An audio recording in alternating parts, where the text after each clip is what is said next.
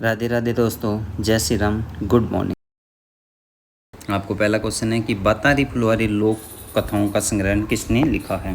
पहला ऑप्शन है कन्हैया लाल सेठिया, विजय श्यामल दास, विजय दांदेथा और नथमल जोशी। ठीक है दोस्तों, मैं आपको बता देता हूँ, आपको आंसर कमेंट आपको ही करना है। मैं कुछ और जो है उनके भी बता देता हूँ। जो ये लेखक है उसकी है द्विध है, उलझन है, अलेख हिटलर है और स्वपन पीर है जैसी। सेकंड क्वेश्चन अपने पास 2011 की जनगणना के अनुसार राजस्थान में ग्रामीण क्षेत्र में बालक बालिका लिंगानुपात जो 0 से 6 के बीच में वो बताना है आपको। ऑप्शन है 892, 933 है, 911 है, 874 है। ग्रामीण बताना आपको। मैं आपको बता देता हूँ कि जो राजस्थान का कुल लिंगानुपात है वो कितना है, 928 है। ठीक है ना। और सर्वाधिक देखें तो डूंगरपुर का कितना है, 994 है। ठीक है ना। और सबसे कम देखें तो धौलपुर का कितना है, 840 है। आपको ये बताना है कि ग्रामीण लिंगानुपात कितना है। आगे हमारे पास प्रश्न है कि उदयपुर, चित्तौड़गढ़, राजसमंद, डूंगरपुर और राजस्थान में निम्नलिखित में से किस क्षेत्र का हिस्सा है। आपको बताना आंसर क्या होगा।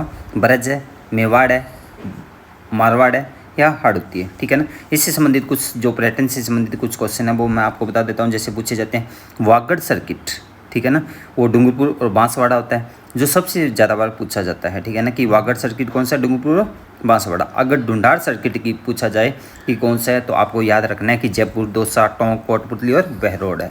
ठीक है ना। और आपको अगर शेखावटी सर्किट पूछा जाए तो कौन सा है, सीकर, झुंझुनू और चूरू आता है। हाड़ौती सर्किट के अंदर कोटा, बूंदी और झालावाड़ आते हैं। ओके दोस्तों, नेक्स्ट क्वेश्चन देखो।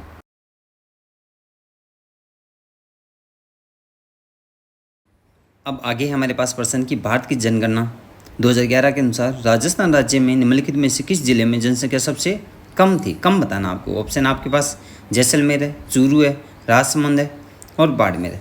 मैं आपको बता देता हूँ कि सर्वाधिक जनसंख्या वो जयपुर की है, फिर जोधपुर की है, फिर कोटा की है, बीकानेर और अजमेर की आती है। और दो जिले ऐसे हैं जिनकी क्या है 10 लाख से कम जनसंख्या है। एक तो जैसलमेर है, एक और कौन सा है, जो प्रतापगढ़ है, जो अभी क्वेश्चन पूछा गया था 4th ग्रेड के अंदर। ठीक है ना। तो इनकी जनसंख्या क्या है, सर्वाधिक कम जनसंख्या है। ठीक है ना।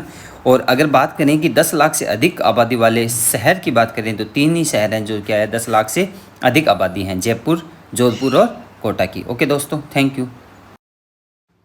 नेक्स्ट प्रश्न अपने पास देखो, राजस्थान में प्राचीन और प्रमुख जीण माता मंदिर किस शहर के नज़दीक स्थित है। ठीक है ना। इन क्वेश्चनों के मैं ही आंसर दूंगा कि जीण माता मंदिर है ना वो कहाँ पे है। तो आपको ये बताना है। ऑप्शन है झुंझुनू, चूरू, बीकानेर और सीकर। ये हमारे पास जो रिवासा सीकर है वहाँ पर क्या है, जीण माता का मंदिर बनाया गया है। ठीक है ना। और आप लोगों को पता है जीण माता चौहानों की क्या है, आराध्य देवी है और मीणाओं की क्या है, कुल देवी है। और सबसे लंबा गीत, ये सबसे ज़्यादा बार क्वेश्चन पूछा गया है कि सबसे लंबा गीत कौन सी माता का गाया जाता है। तो इसका आंसर क्या होगा, जीण माता होगा। ठीक है दोस्तों, आगे देखो नेक्स्ट क्वेश्चन। नेक्स्ट प्रश्न है हमारे पास, निम्न में से कौन सा आभूषण राजस्थानी पुरुष अपने कानों में पहनते हैं। हमें ये बताना है कि कौन सा आभूषण है जो पुरुष क्या कानों में पहनते हैं। पहला हमारे पास है हैंसुली, चूंप, मुंदरी और मुर्की। ठीक है ना। तो इसमें से कौन सा आंसर होगा। कानों में जो पुरुष पहनते हैं उसका नाम क्या है, मुर्की कहते हैं या मुर्किया कहते हैं। और क्या पहनते हैं, लौंग पहनते हैं, झाले पहनते हैं, छलकड़ा, ये सब चीज़ें क्या है पुरुष पहनता है। ठीक है। अगर चूंप की बात करें तो दांतों में सोने की परत की खोल बनाकर जो चढ़ाई जाती है उसे क्या कहते हैं, रखन कहते हैं। और सोने की कील जो जुड़वाई जाती है उसे क्या कहते हैं, चूंप कहते हैं। ठीक है। मुंदरी हाथ में पहनी जाती है और हैंसुली क्या है, गले के अंदर पहना जाता है। ओके दोस्तों, नेक्स्ट हमारे पास क्वेश्चन है जो भूगोल का जलवायु से संबंधित है कि राजस्थान में गर्मियों के दौरान चलने वाली गर्म, शुष्क और धूल भरी हवाओं के लिए निम्नलिखित में से किस शब्द का उपयोग किया जाता है। ठीक है ना। तो राजस्थान के अंदर आपको पता है कि धूल भरी आंधियाँ वगैरह चलती है तो उसे स्थानीय भाषा के अंदर क्या कहा जाता है, तो मावट, काटबेटिया, लू या मानसून। इसका आंसर होगा लू होगा। ठीक है। Next question. और मावठ आपको पता है कि सर्दियों के अंदर जो वर्षा होती है पश्चिमी विक्षोभ से उसे क्या कहा जाता है, मावठ कहा जाता है। आगे देखो नेक्स्ट क्वेश्चन। केलादेव घना राष्ट्रीय उद्यान निम्न में से किस क्षेत्र के अंदर स्थित है। इसका आंसर क्या होगा, कि कोटा, सवाईमाधोपुर, भरतपुर या बारां। ठीक है ना। तो इसका आंसर होगा वो क्या होगा, भरतपुर होगा। कि केलादेव राष्ट्रीय उद्यान कहाँ पे है, भरतपुर के अंदर पाया जाता है। ठीक है ना। नौ सभ्यता भी यहाँ पर है और लोहागढ़ भी भरतपुर के अंदर है। ठीक है ना। अगर बात करें सवाईमाधोपुर की, ठीक है ना, तो सवाईमाधोपुर के अंदर आपको पता है कि इसमें रणथंभौर राष्ट्रीय उद्यान पाया जाता है। ठीक है।